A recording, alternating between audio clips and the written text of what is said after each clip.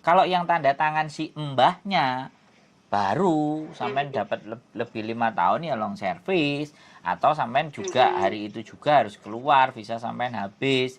Tapi kalau sampean proses lagi ya bisa tunggu visa di Hong Kong. Makanya sampean itu sebenarnya menurut saya masih beruntung.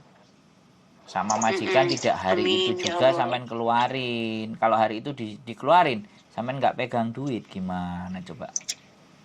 Hmm. Gitu loh mbak Ya, ya. besok besok aku tak cari agent aja kalau kayak gitu ya, nggak usah ke nggak jadi ke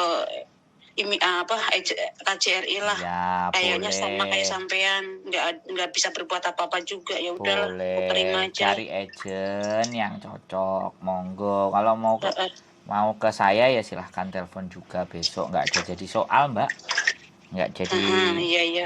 masalah Tak itu. milih-milih ya Mas yang bodinya